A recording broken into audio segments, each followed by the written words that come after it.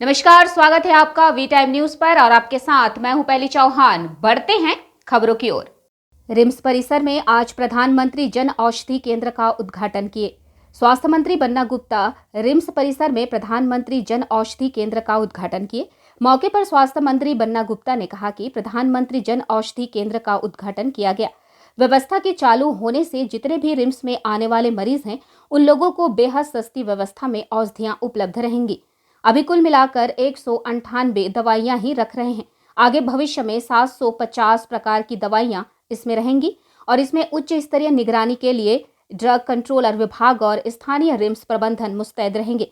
इसी के साथ ही बीपीपीआई की उच्च स्तरीय निगरानी में यह व्यवस्था कायम और काम किया जाएगा, ताकि लोगों को जो औषधियां मिल रही हैं, जो हमारे मानक हैं और जो प्रधानमंत्री जन औषधि केंद्र की व्यवस्था लागू की गई है, उनके मानक के विरुद्ध में कोई काम नहीं हो सके। और इसके बाद पूरे राज्य स्तर पर सभी जिला अस्पताल, अनुमंडल अस्पताल, पीएससी, सीएससी तक ले जाने के लिए योजनाएं, ताकि जो झारखंड में गरीब लोग हैं और झारखंड के लोग हैं, उन लोगों को सस्ते दर पर दवाइयां उपलब्ध करा सकें।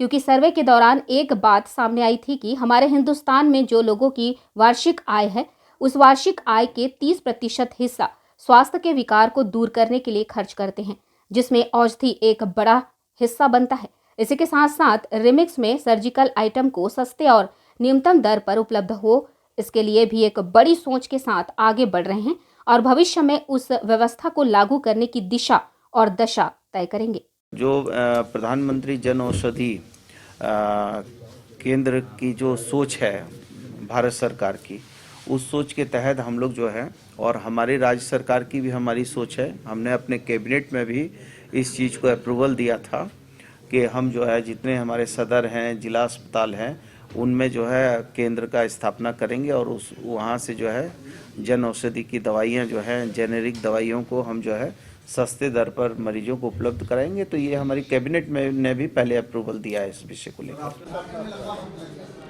देखिए, देश के आदरणीय प्रधानमंत्री नरेंद्र मोदी जी, जिनके हमेशा ये रहा है कि देश के जो गरीब आम लोग, उनको स्वास्थ्य की सेवा के लिए कहीं अपना जमीन गिरवी रखना पड़े, कोई मंगलसूत्र गिरवी नहीं रखना पड़े। इसीलिए आयुष्मान भारत 5 लाख रुपए का हेल्थ बीमा, दुनिया का पहला देश भारत, जो इतनी बड़ी संख्या में लगभग 65 करोड़ लोगों का स्वास्थ्य बीमा 5 लाख रुपए का। और उसी तरह प्रधानमंत्री जन औषधि कि आप लोगों को सस्ती दवाई, बाजार से लगभग 70% सस्ती दवाई, और ये प्रधानमंत्री का लगातार फोकस रहा पिछले इन 4-5 सालों में। इसीलिए प्रधानमंत्री जन औषधि। किंतु आप देखो, जो रिम्स में पिछले 2 साल से मैं और हमारे राज्यसभा सांसद महेश पोद्दार हम लोग आए, कितनी मरतबा यहाँ हमने कहा कि भाई ये स्थिति ठीक नहीं है, जाले लगे हुए हैं, यहाँ तो स्थिति बस से बदतर है। लेकिन आज कम से कम आज शुरुआत हुई।